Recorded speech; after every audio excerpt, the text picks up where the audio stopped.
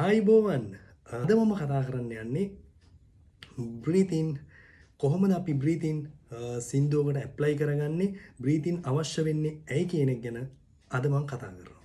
ඇයි අපිට බ්‍රීතින් අවශ්‍ය වෙන්නේ? නම්බර් 1ම දේ තමයි බ්‍රීතින්. මොකද අපිට ගීතයක් ගායනා කිරීමේදී අනිවාර්යෙන් හුස්ම අවශ්‍යයි. මේ හුස්ම අනිවාර්යෙන් අවශ්‍යම වෙනවා. මොකද නැත්තම් සින්දුව කියන් යද්දී මගදී හති වැටෙනවා නැත්තම් හයි නෝට් එකක් සිං කරගන්න බෑ.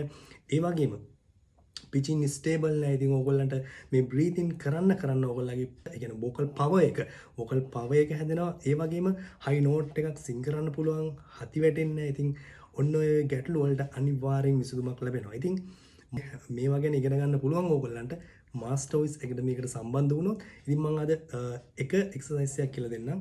ගොඩක් අය කරන වරදක් තමයි හුස්ම ගන්න කිව්වම හුස්ම ගන්නේ බඩට නෙමෙයි මෙහෙට. මෙන්න මෙහෙම ෂෝල්ඩර්ස් ඉස්සෙනව නෑ. ෂෝල්ඩර්ස් ඉස්සෙන්නවත් එහෙම හුස්ම ගන්න ක්‍රමයක් නෑ. සමහර අය නහයෙන් හුස්ම ගන්නවා. වැරදි. ඕගොල්ලෝ ගන්න ඕනේ බඩට කියලා. ගොඩක් අය කියනවා බඩට කියන්නේ මෙන්න මේ ඩයෆ්‍රම් එකට.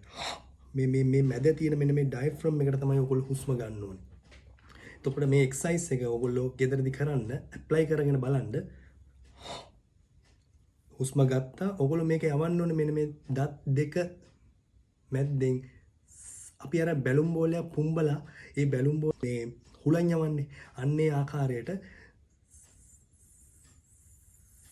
ස්ලෝලි ඕගොල්ලෝ අර ගන්න හුස්ම ටික මේ බලන්න.